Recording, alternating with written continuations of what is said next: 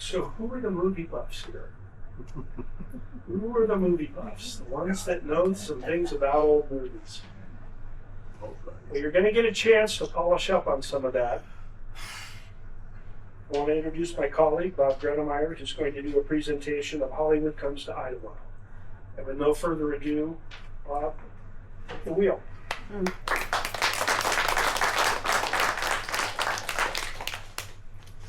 Thank you, Ed. Appreciate that. I thank all of you for coming today, and I'm looking forward to this presentation. I put out on Facebook, I think earlier this week, that this is the final presentation of this Hollywood Comes to Idyllwild, and I got like 23 or 30 likes, and I thought, well, that's really nice. That's people are paying attention. And then I thought the other side of it, well, maybe they're just happy that I'm done. No. So it could go either way, myself included. Anyway, I'm glad you're here today. We have a number of film clips to go through. And so first, though, I'd like to thank the Idyllwild Area Historical Society, which I am blessed to be a member of, and also doubly blessed to work in the archives and have access. Don't die on me now. I love technology. Go back. And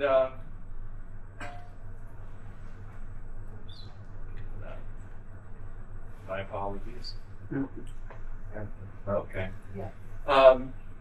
Blessed to work there and have access to a lot of Idyllwild's history. I also want to thank Colleen Tell, former librarian here at our library, because she gave me a binder one day and said, there's all this stuff about movies, and they said we were going to do something with it, but nothing happened to it, so here you go. And so I took it, and it was a wealth of information to get me started. Thanks also to MGM, RKO, any other studio that I did not mention, YouTube, IMDb, and Wikipedia. Those were my primary sources to put this together. And I did create a list, not all the movies that have been shot in or around Idyllwild, but there's a list that you can find on YouTube very easily. And I've watched a few of them, and they're entertaining. So I would in a variety. So I would encourage you to take one if you like one. And now, with that, we will move on.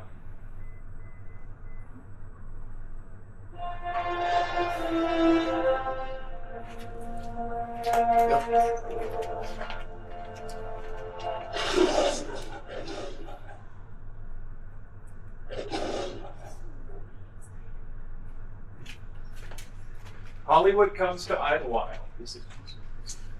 And we have 112 years of film history that we'll be running through today, beginning with the very first film that was shot in part up in the Idyllwild area, and on up to, not to current day, but we'll cover quite a few of those 112 years. We start with silent movies, westerns, big stars, an eclectic variety of movies after the westerns. Film festivals have been held here in Idyllwild, as many of you probably know. We'll be talking about stars who have called Idyllwild their home at one time or another. So, why Idyllwild and San Jacinto's? Why here? First of all, we have a wide variety of locations. We have mountains, towns, ranches, lakes, any number of places where things can be filmed. And we had a receptive community for Hollywood coming in to make movies. They were embraced. It's also close to Hollywood and Palm Springs, where a lot of stars made their home or part-time home. And it also met a requirement in an actor's contract that you had to be within 100 miles of Hollywood, of the studios, in case you got called. You might have shot something for a while, and then you went off to Palm Springs or Idyllwild, and they call you back.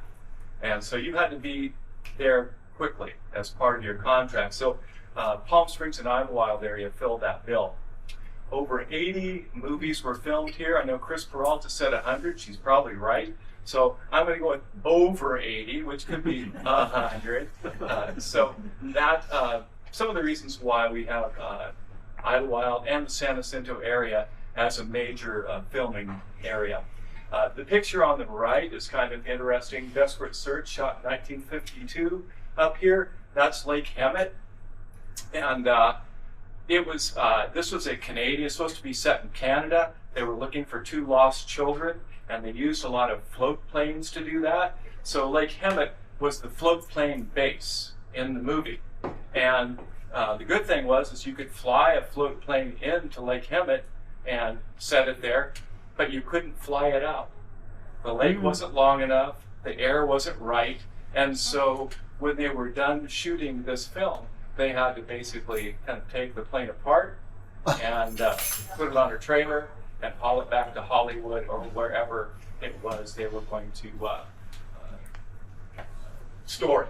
And then Garner Ranch House is a scene of a lot of westerns, a lot of home ranch scenes were shot in and around Garner Ranch House. So I have a picture of that as well. And lots of locations and connections around here. This movie is Blind Husbands, which we'll see a clip of later, and they used a lot of Lily Rock and the mountains right around here for some of the mountain climbing scenes. In fact, almost all the mountain climbing scenes. And there's Van Johnson in a movie Go for Broke, but he was probably in residence up here for a while, so he's at the post office. This is not a movie clip, this is him with a scene from the town crier, just get his mail, like we all do. Maybe he had chats out there, who knows. And this is Tony Curtis in Kansas Raiders. These are the Johnson twins, and this also was not in the movie, but it's just an aside of the Johnson twins kind of confusing Tony Curtis in the area.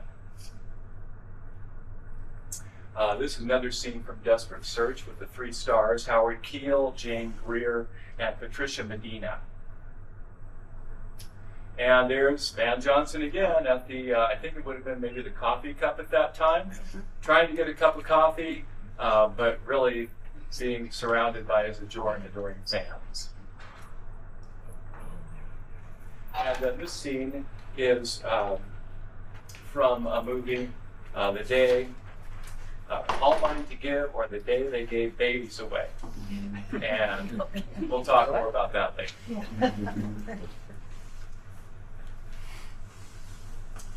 But the very first feature-length movie that was done by Hollywood was shot in part here, up here in Idyllwild, by Cecil B. DeMille. It was DeMille's directorial debut, his first directorial opportunity. It was Hollywood's first feature film, as I mentioned. It was silent, and it was filmed in 1914. And some of the scenes were shot at King Camp and in Garner Valley. And it had the inappropriate name, the politically incorrect name of, no, that's Cecil. He's not inappropriate. There he is in 1920, kind of probably what he looked like when he was directing this film, which was titled Squaw Man.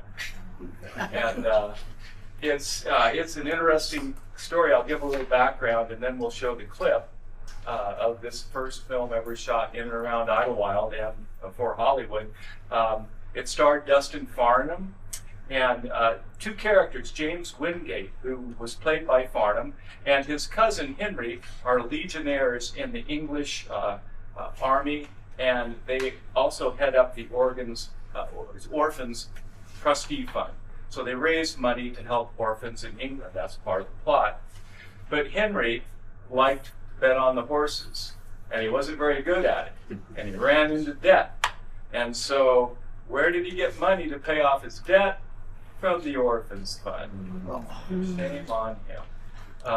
And so his family was a little more well-to-do than James's family, and so they implored James, would you please take the fall for this, because our family can't take this kind of pain. no. So James, being the good guy that he was, okay, I'll do that. But he also decided he didn't want to stay there to take the rap, so he flees to America.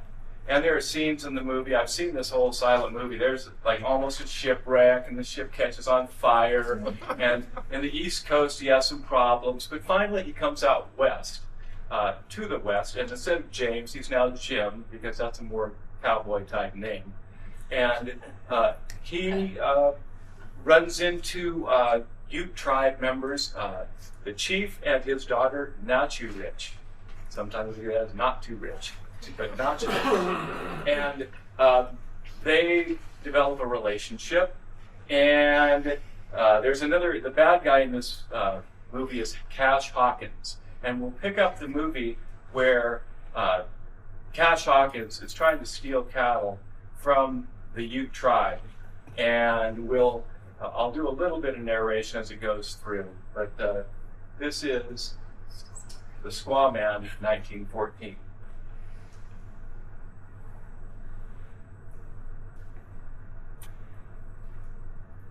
So this is the beginning of the feud with Cash Hawkins, and Cash is trying to steal cattle. That's Jim's cowboy crew, and they see what's going on.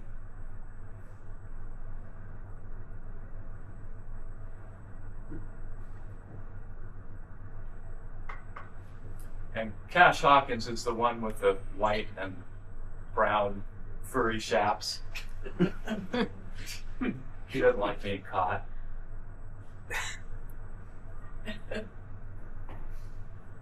So then they're in the Longhorn Saloon later on. And Cash is there with a whole bunch of people, some Englishmen, and Jim is there as well. And there's Cash. And there's the rivalry.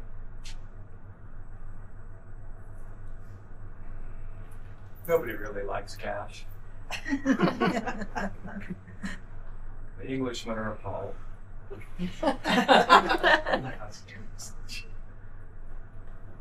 Cash doesn't think so. But then there's just a few of the Englishmen. And he goes out, and I thought he had guns before, but he goes and gets some guns from this guy, and he's going to go deal with Jim. And in comes Naturich. She hides in the back. But look carefully. She gets a gun. In comes Cash Hawkins. Shot dead. Sheriff comes in.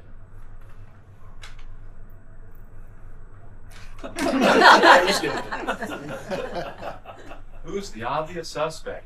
Well, it's got to be Jim. And the crowd again didn't really like Cash. They were sad to see him go.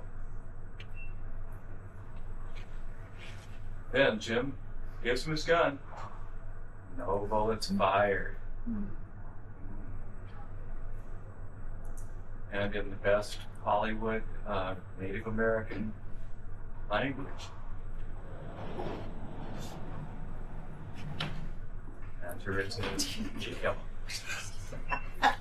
And the story goes on, it gets very Shakespearean. Naturich and Jim fall in love, they have a child, and then the sheriff finds out that Naturich was the killer. He's coming to arrest her. She's going to lose her child, so she takes her life. No. And the child goes off to England, where they think he'll have a better life. This is the chief finding Naturich. And this is the crowd around Jim's cabin. And there's Jim with his Naturich. The sad story.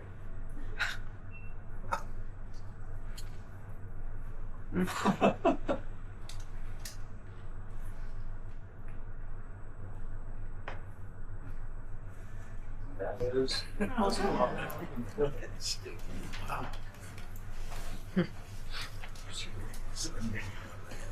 Now, Cecil B. DeMille was soon to be followed by another famous director, who directed up in our area, even more than DeMille, Erich von Stroheim. And von Stroheim, there he is, Austrian descent, and his filming was around 1919 to 1930 around here. And Austrian descent, World War I had just ended. He's probably not the most popular guy in Hollywood, but he's a writer. He wants to make movies. And the movie we'll take a look at is called Blind Husbands. It was filmed. Why are you doing that?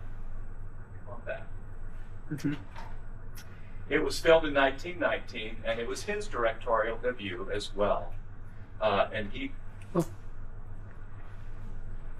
he acted in many of his own films, and playing the German, monocled, evil guy. He kind of has that look, and that's what he's going to play in Blind Husbands too.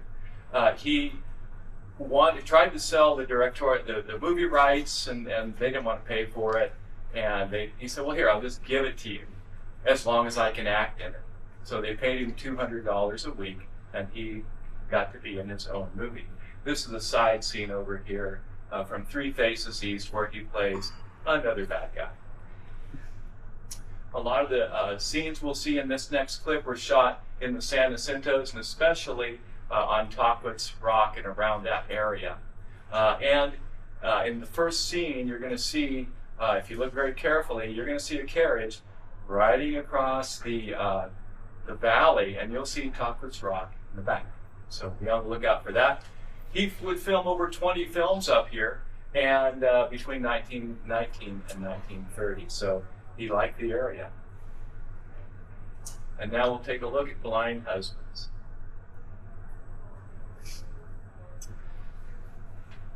And this is the story of Robert Armstrong, a very famous doctor. It's got better captions here on this one. There he is, but he's inattentive to his lovely wife, Margaret.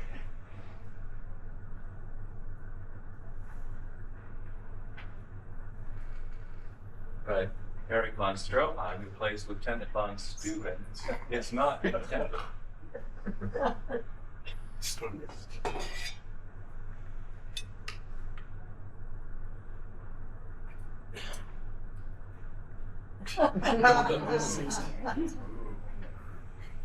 Robert not paying attention. This is very risque for 1919. Because Lieutenant von Steuben makes a move on Margaret while Dr. Armstrong is away tending to somebody in the area, good man that he is. And she's trying to fend off his advances. But he's really insistent. That's a great rationale.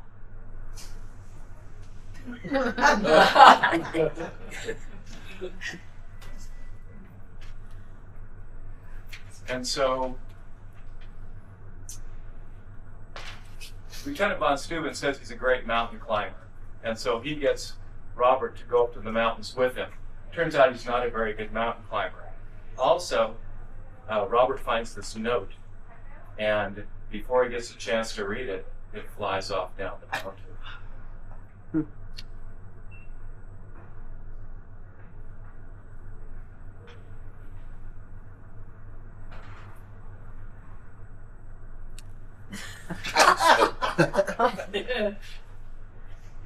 And so Robert is not happy with that response, and he wants to know, is his wife wanting to run off with the lieutenant?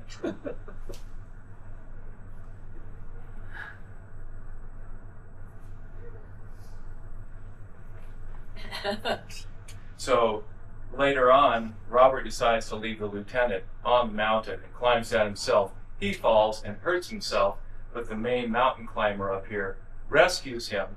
And on the way down, he finds the note that says, I only want to be with my husband, please stay away from me. So he realizes that his wife was true to him. He also realizes that von Steuben is still up on the mountain. and good man that he is.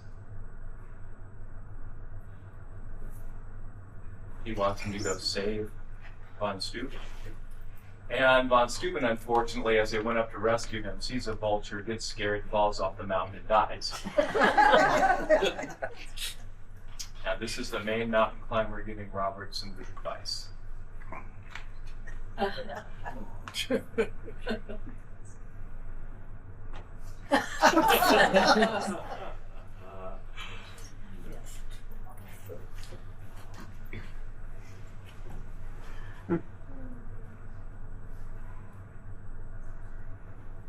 And all's well that ends well. Robert has learned the area of his way, so he'll no longer be a blind husband. Yeah. How long were these films? These were over an hour. They were each over an hour, hour and 20. So, yeah. That's Taste of Blind Husband, and it is available on YouTube. Pick up the whole story. Now we're going to move to Laura's favorite actress.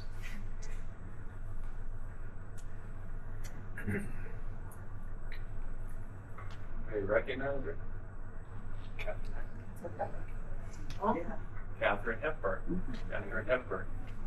And she was filmed in a movie up here called Spitfire. And it was filmed in 1934. And it told the story of Trigger Hicks. And Katharine played Trigger Hicks. She lived up in the mountains, and they're supposed to be in the Appalachians. So Idyllwild stands in for every place all over the world. And so she was like a healer, okay? But the townspeople around thought she might be a witch. And so there are two men there building a dam, Robert Young and Ralph Bellamy, and they vie for her affections. I haven't seen this whole movie, but the next clip you're going to see is not about Katharine Hepburn was never the type to bow to Spitfire, Hollywood's but it has a power lot of players, scenes and from one infamous Spitfire, incident in but it 1959 kind of proved shows just you how far she'd go to the stand kind her of ground. Spitfire personality While filming that Suddenly Katharine last Hepburn summer, had. Hepburn clashed repeatedly with director Joseph L. Katharine Mankiewicz Hepburn and producer was Sam never the Spiegel. type to bow to Hollywood's The tensions power weren't players. about petty And one disagreements. infamous incident in Hepburn believed she was being 1959 treated with just how outright far she'd go disrespect, to stand her ground. and that was something she While simply filming wouldn't Suddenly tolerate. last summer, On the final day of Hepburn shooting, clashed after repeatedly wrapping her with last director scene, Joseph L. Hepburn walked up to Mankiewicz, producer Mankiewicz, Sam Spiegel. looked him straight in the eye, Tensions and weren't about spat petty directly into it. Hepburn believed The she moment was being stunned the treated crew, outright freezing the set disrespect. into silence. And that But was she something wasn't she done. simply wouldn't Marching into tolerate. Spiegel's On the office, final day she of delivered shooting, a scathing after parting wrapping her shot. last scene, "You're just a Hepburn pig in walked a up to silk suit Mankiewicz, who sends looked him flowers," straight in the then eye, punctuated it by spat spitting on the directly floor into it. before walking out The without moment looking stunned back. the crew, The freezing story set quickly into became silence. part of Hollywood She lore. wasn't done. To some, Marching it into was the Spiegel's height of office, unprofessionalism. she delivered a scathing To others, parting shot. it was classic "You're just a Hepburn, pig in a a silk woman suit who who refused to sends let flowers," ego-driven then executives or punctuated it by manipulative spitting on the directors floor push her before around. walking out In an without industry looking where back. actresses often had to story smile quickly and became endure part of bad Hollywood treatment to lore. preserve their To careers, some, it was Hepburn's the height act was a of unprofessionalism. thunderclap of To defiance. others, The it was classic aftermath Hepburn. didn't ruin her career. A woman In who fact, refused to it let reinforced her ego-driven image as executives, fiercely manipulative independent directors and push her around. unapologetically herself. In an industry where Katharine actresses Hepburn wasn't often just had a to star, smile and she was a endure bad force of treatment to nature. preserve their careers. And if you disrespected Hepburn's her, act was you a might just find thunderclap yourself on the of wrong end of a defiance. very The literal aftermath spit didn't take. ruin her career. In fact, it reinforced her image as fiercely independent and unapologetically herself. Katharine Hepburn wasn't just a star, she was a force of nature. And if you disrespected her, you might just find yourself on the wrong end of a very literal spit take. So around this time in the 30s and through the 50s, Westerns found Idyllwild. And you can kind of circle through the billboards, the posters that were available. John Wayne and Texas Terror, Gene Autry, Gold Mine in the Sky, which we'll see a clip of in a little bit. William Boyd Frontiersmen, remember these names, there will be a quiz. Something about that. Tex Ritter, take me back to Oklahoma. Roy Rogers and Trigger gets billing. Trigger gets billing.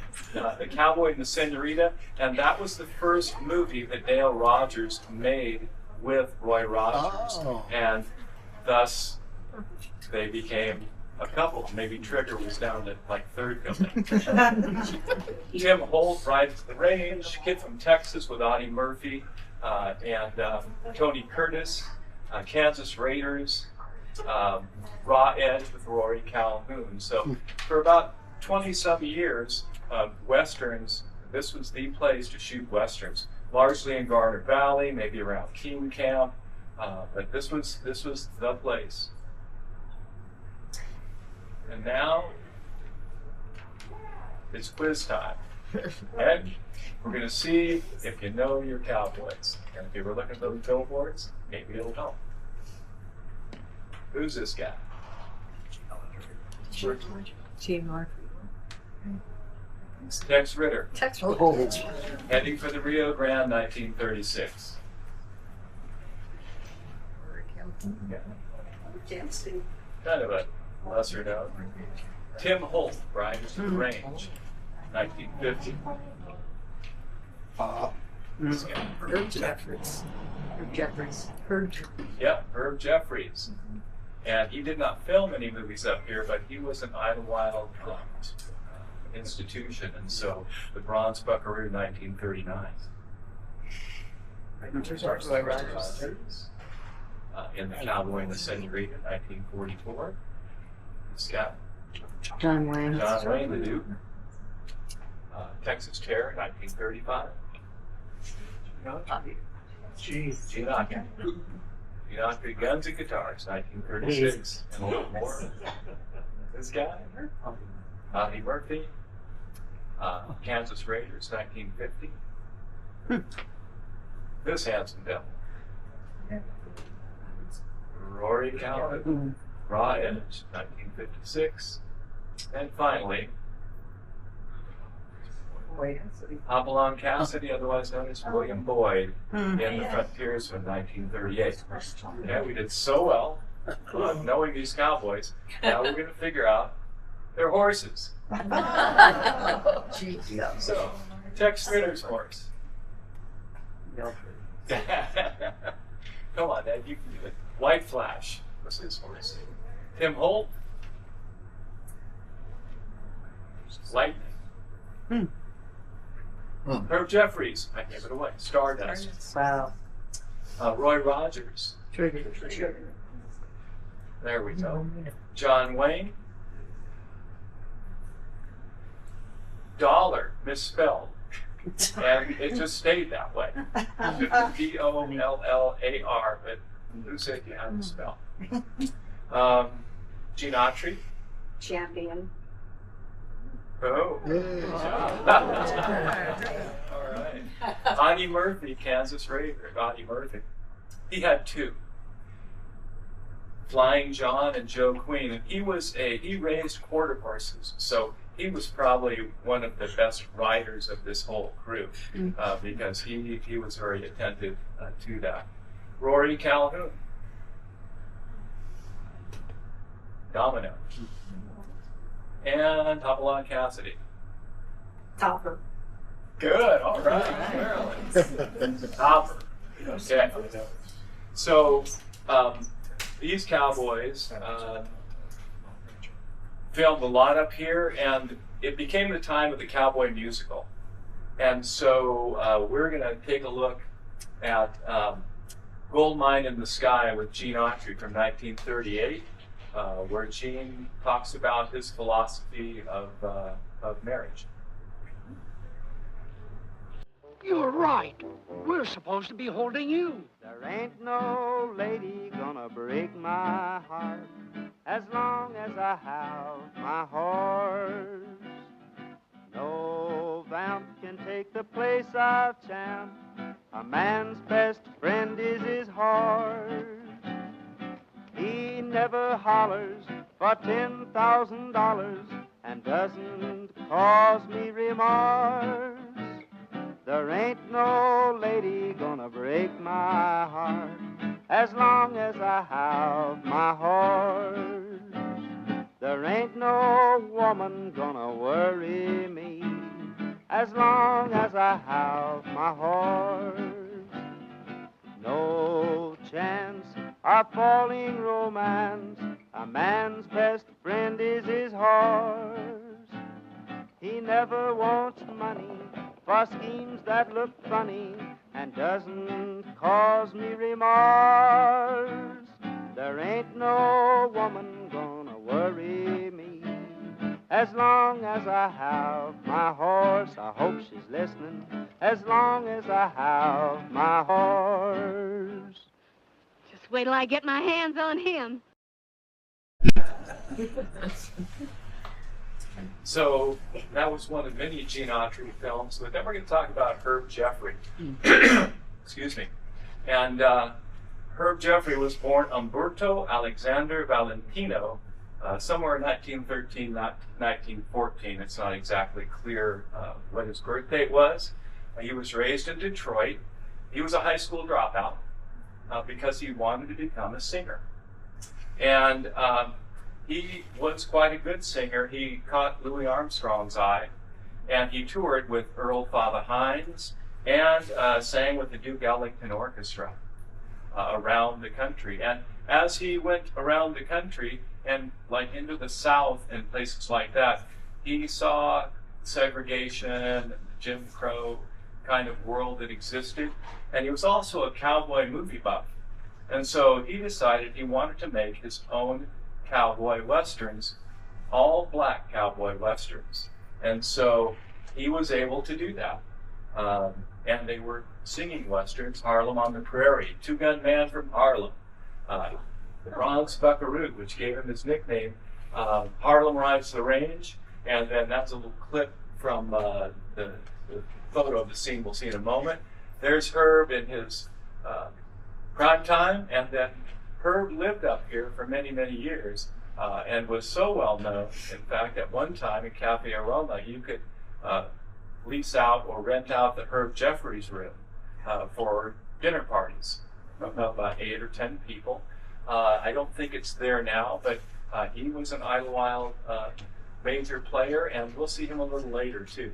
But again, he was wanting to do cowboy musicals, and so we have a clip from Harlem on the Prairie. It was billed as the first all-colored Western musical. Not my words, newspaper words.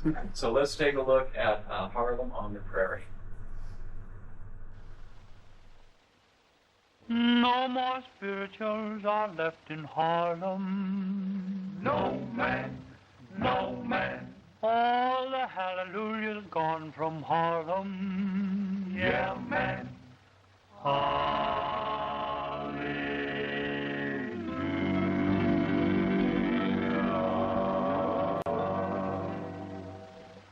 No more stopping, no more strutting, no more robbing, no more trucking. Everybody's moved from Harlem to the Prairie. Get your partner by your side, starting swinging as you ride for. Everybody's moved from Harlem to the Prairie. Put yourself right and wrong everywhere. Right along, just like you didn't care. Bring a breath of Harlem to the Western Prairie air. Prairie, Prairie, yeah, boy, yeah. Every night at the old corral, singing songs with your sweet gal, for everybody's moved from Harlem to the Prairie. No more stomping, no more strutting, no more robbing, no more trucking. Everybody's moved from Harlem to the Prairie. Get your partner by your side, starting swinging as you ride, for everybody's moved from Harlem to the Prairie. Get up on your saddle, ride your bronco everywhere. Slide along and ride along just like you didn't care. Bring a bed of Harlem to the Western Prairie air. Prairie, Prairie, yeah, boy, yeah.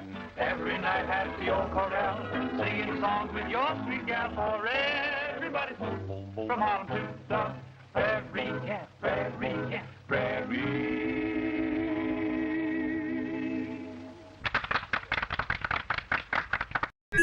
And Herb's name in the Western was Bob Blake.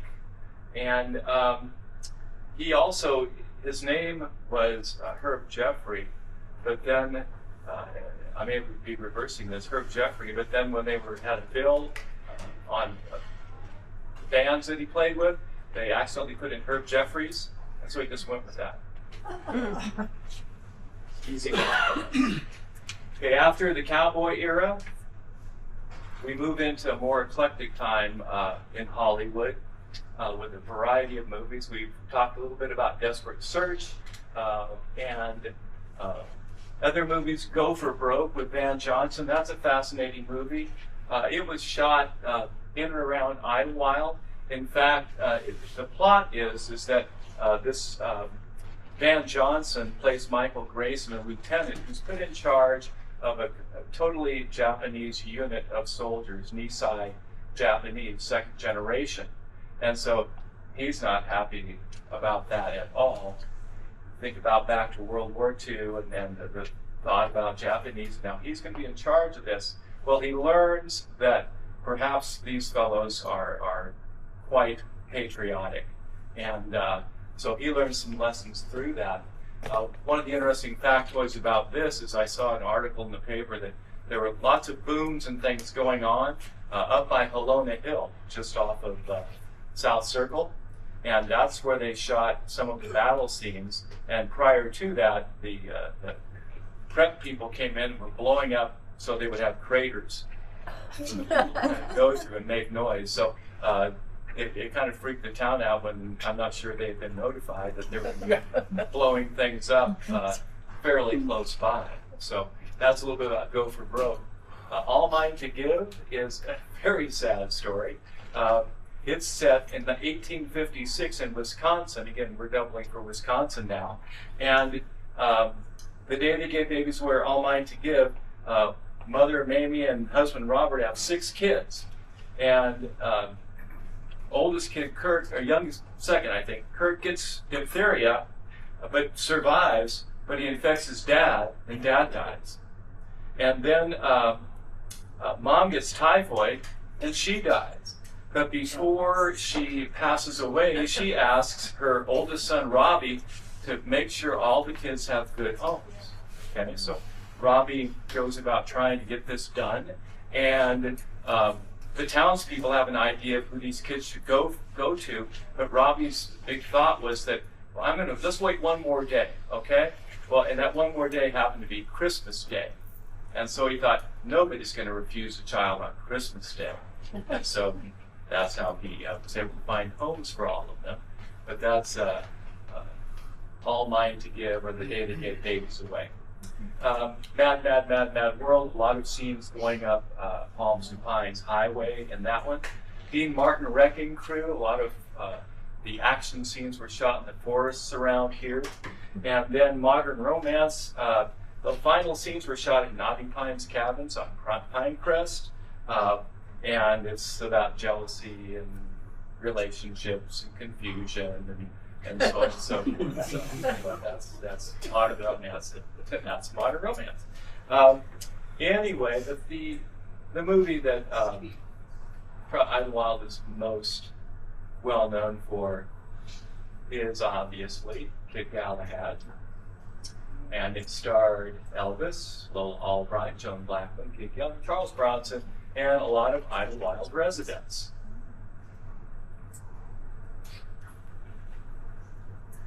And in it, Kid Galahad, Elvis plays Walter Gulick. He's a kind-hearted, just out of the military, looking for work, and he comes up to Idyllwild. How many people have seen? Okay, not everybody. Okay, it's worth a look. It's worth a look. And so he gets connected with the garage, and then he also gets connected up at Hidden Lodge, where we have the current owners of Hidden Lodge right now, being Anthony Albano. He gets connected up there, and he is going to be a sparring partner. Okay? And so we're going to kind of see his boxing skills in this next clip.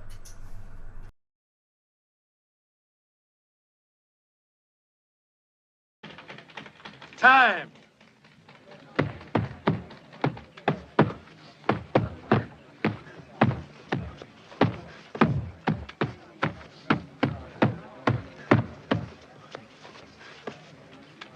Joey, please, take your time in there.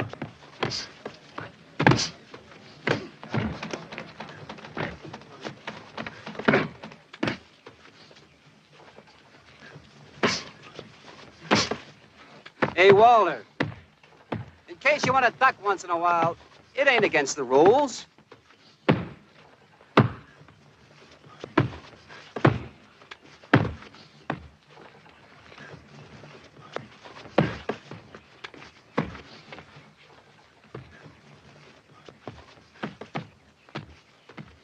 This sort of thing is legal? You don't need a license to be stupid. I'll lay you 3 to 1 the kid don't last around.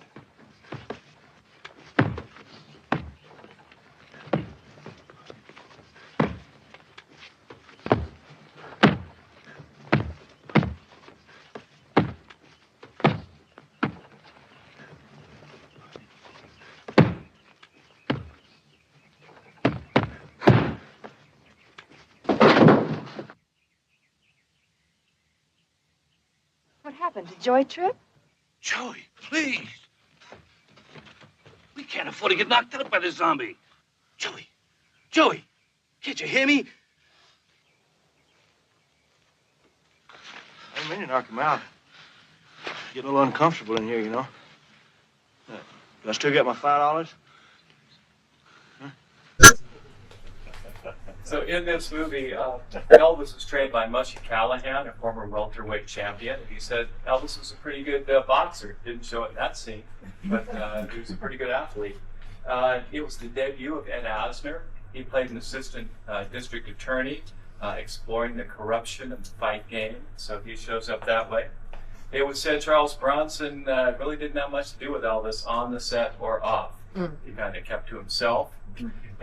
Over 50 local elementary children were hired as extras, mainly in the scenes that you saw. They were kind of sitting around and watching what was going on. They were paid $24 a day, and they got to play with football with Elvis and Charles Bronson in between takes. So that's not a bad deal. Robin Oates, everyone knows Robin. We have his pay stub from his earnings because he was an extra in Kid Callahan. So next time you see him, ask for his honor. And also, this is the final factoid. It was the only film where Elvis did not have to dye his totally black hair. It was totally black.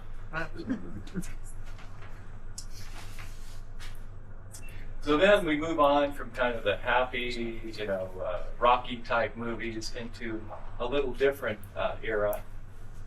And that would be 1966, which brought us The Wild Angels. And it starred Peter Fonda as Heavenly Blue, Nancy Sinatra as Mike, Bruce Dern as the loser, and Diane Ladd as Geish. And Bruce Dern and Diane Ladd, they were boyfriend and girlfriend in this movie, and they were also husband and wife. And they also created Laura Dern during the filming of this movie. So the story goes.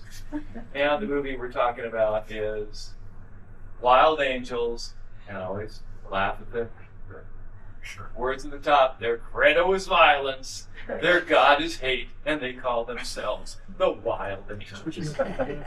And it was supposed to be George Chakiris was supposed to play the lead of Heavenly Blue. Only one problem, he didn't know how to ride a motorcycle. So that put him out of the running. Fonda became Heavenly Blue, which led to his other movie, Easy Rider, in '69 with Dennis Hopper. So it was his bad boy era, and he was a bad boy.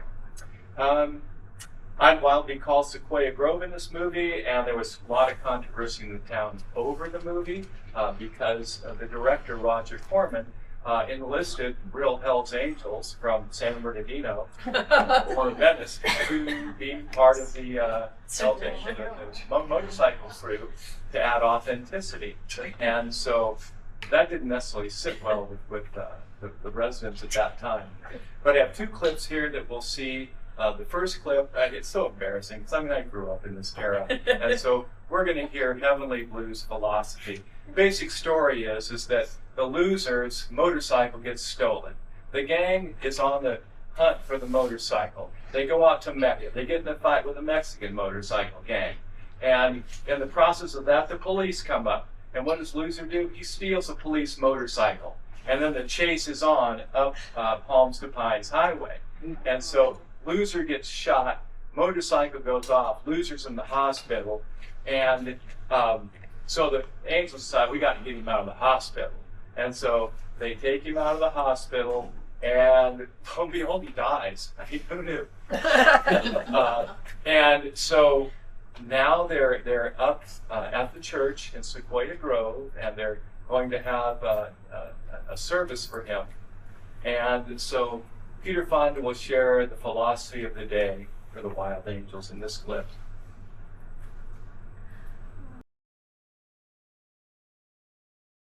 Yeah, we don't want nobody telling us what to do. We don't want nobody pushing us around. I apologize. But tell me, just what is it that you want to do? Well, we want to be free. We want to be free to do what we want to do. We want to be free to ride. And we want to be free to ride our machines without being hassled by the man. And we want to get loaded. And we want to have a good time.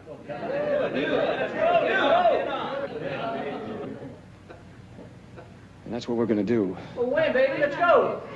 We're going to have a good time. We're going to have a party.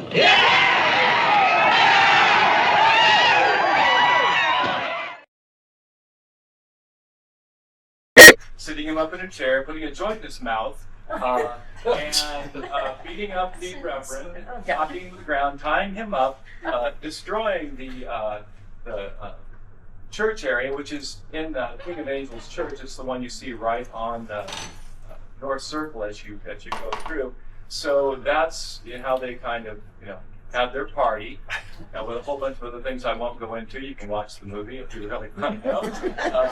But the next scene is the funeral procession, and this is a great one because it shows Idyllwild in 1966, and you'll get to see kind of the way things looked at that time.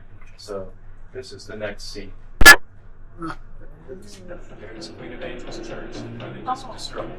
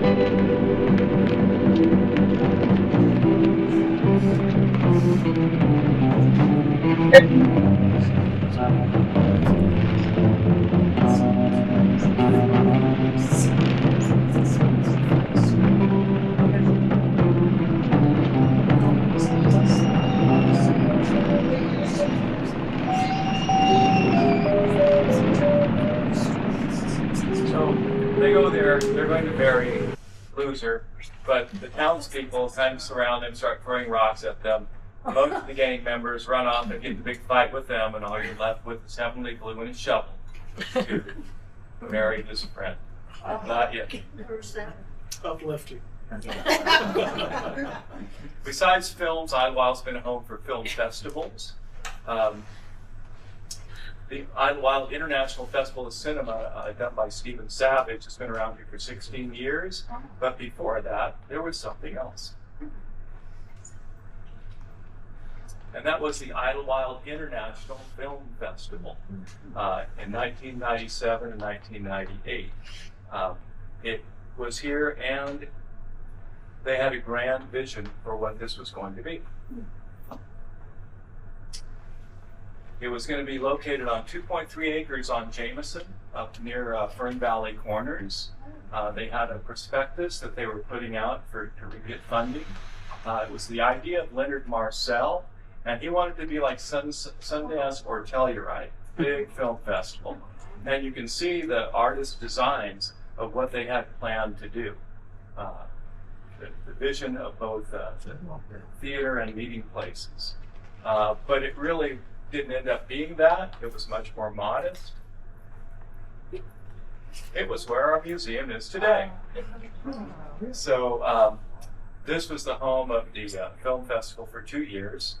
It eventually moved on to Big Bear, but you can see the museum office is that garage door there, and that's Star Gioli doing some work on it.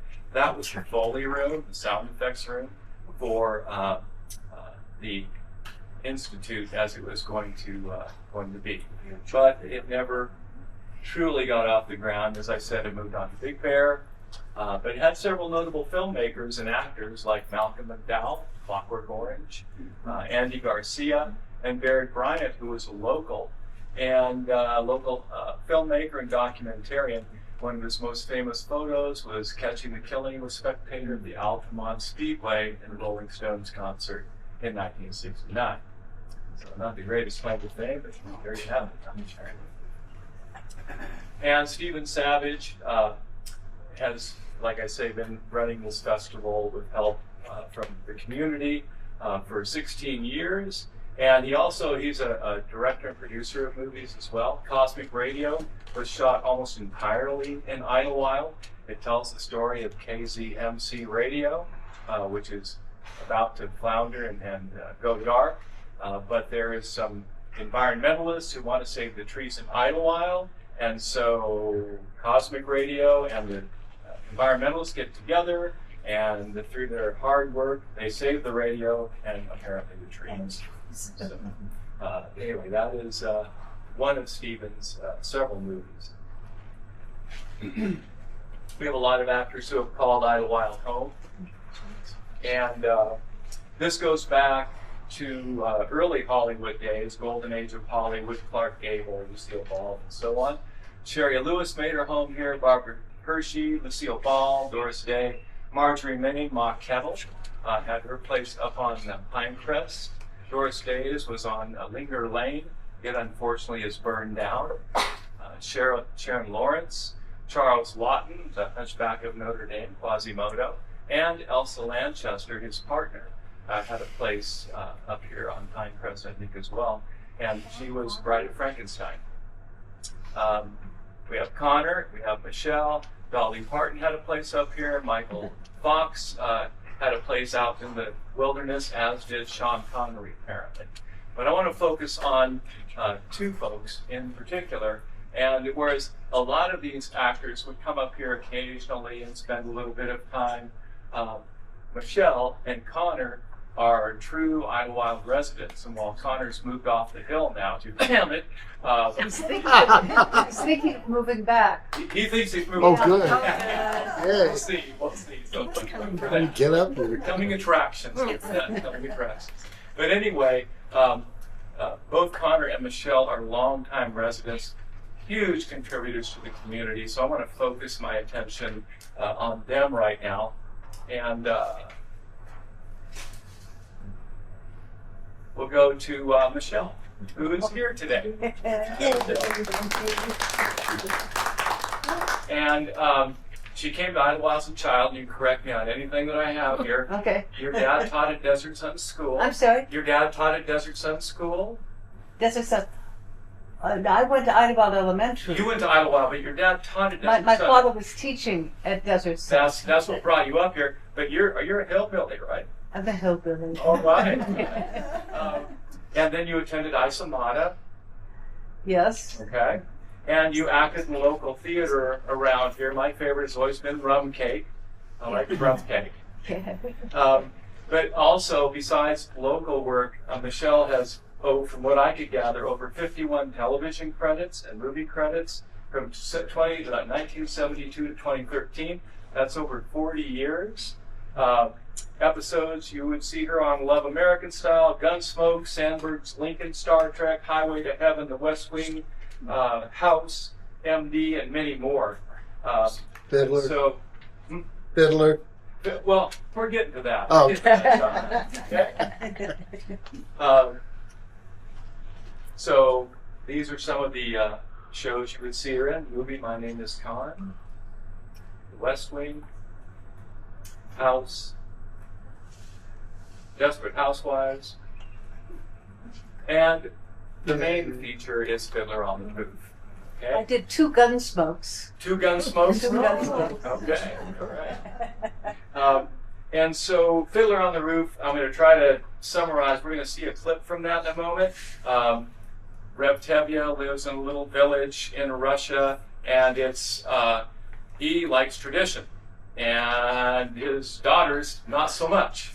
So Michelle plays Hodel, one of Tevye's daughters, and she's in love with Perchek, who's a student radical, and he is sent to Siberia, or goes to Siberia, and Hodel wants to join him.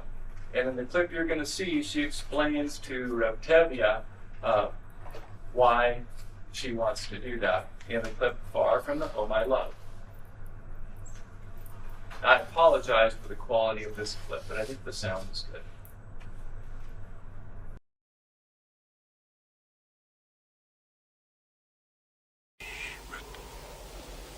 But why won't you tell me where he is now, this Joseph of yours? It is far, Papa. Terribly far. He is in a settlement in Siberia. Siberia? And he asks you to leave your father and mother and join him in that frozen wasteland and marry him there? No, Papa. He did not ask me to go. I want to go. I don't want him to be alone. I want to help him in his work. What? Papa, how can I hope to make you understand why I do what I do? Why I must travel to a distant land, far from the home I love. Once I was happily content to be as I was, where I was, close to the people who are close to me, here in the home I love. Who could see that a man would come who would change the shape of my dreams? Helpless now I stand with him, watching older dreams grow dim. Oh, what a melancholy choice this is, wanting home, wanting him, closing my heart to every hope but his, leaving the home I love. There where my heart has settled long ago, I must go, I must go. Who could imagine I'd be wandering so far from the home I love? Yet there with my love, I'm home.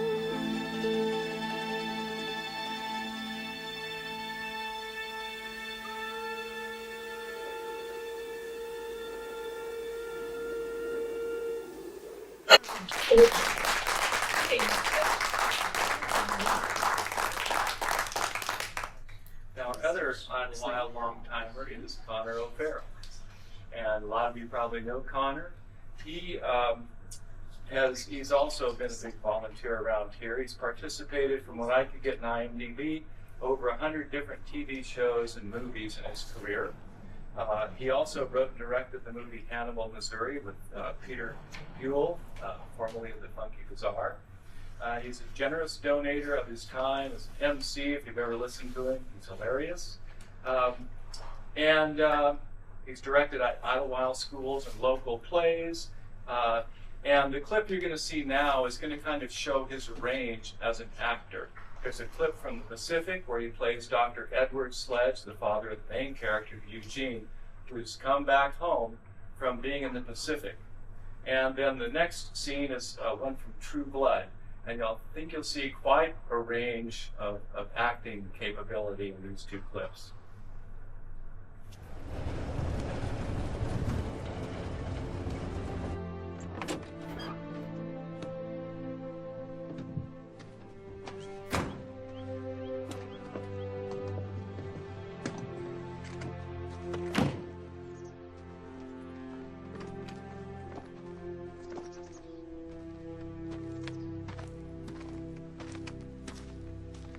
I thought we'd start at what's left that old fence down by the creek.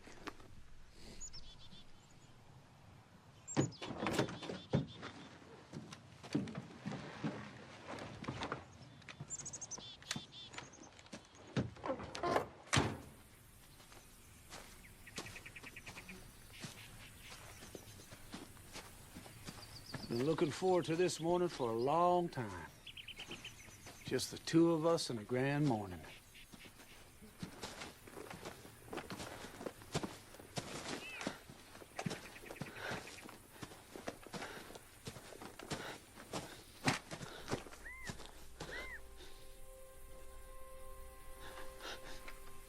Eugene?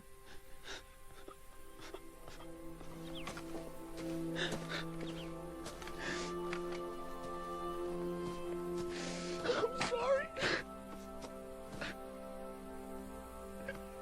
I can't. It's all right.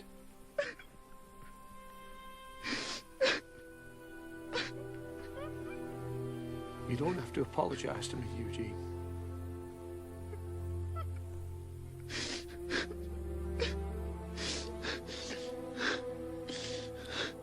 I reckon the dove population's going to be mighty happy this morning.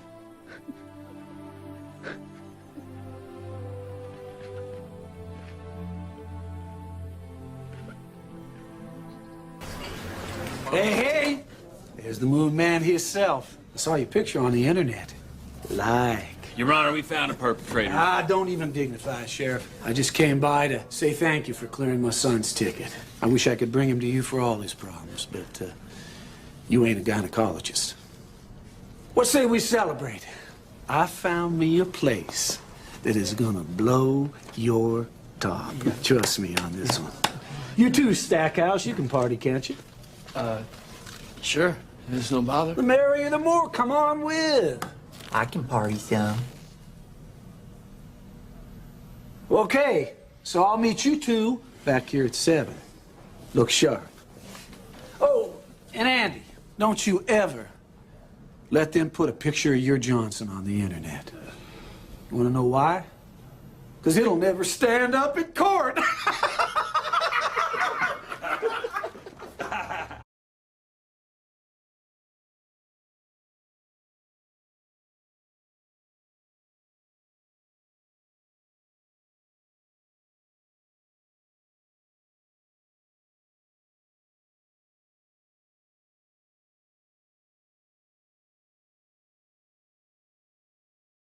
Something's wrong, 'cause now... Mamma mia, that's a spicy meatball! God.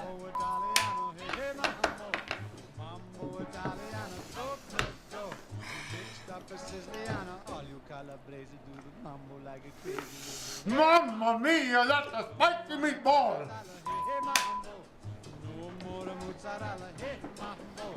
Mambo Italiano, try an enchilada with the fishy bacala and an egumba. I love how you dance the rumba, but take some advice. Mamma mia, that's a meatball he can't refuse. Gonna be a square, you ain't gonna wear it. Mambo, mambo Italiano. Mamie, quelle sacrée boule de viande! English. That species spices! Push. You know, I just might.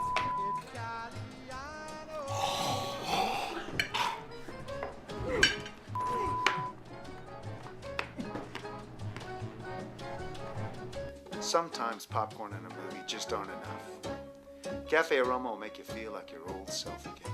Yeah, that's a... Hold on, everybody. I got an idea. This is a summer spicy meatball. Yes, cut. That was perfect. Mambo Italiano, hey mambo, mambo Italiano, ho ho ho, mixed up a Siciliano. Mamma mia, that is some spicy meatball. Cut.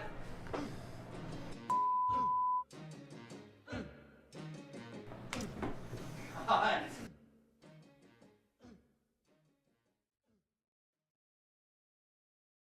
Connor and a bunch of Idyllwild locals. And with that, I've come through about 112 years of film, and all there is left to say is... Thank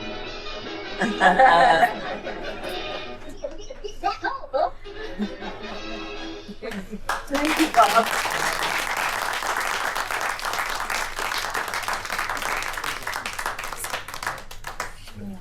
Thank you for coming. I appreciate you taking the time and your patience with our technological difficulties. Oh, no. It was wonderful.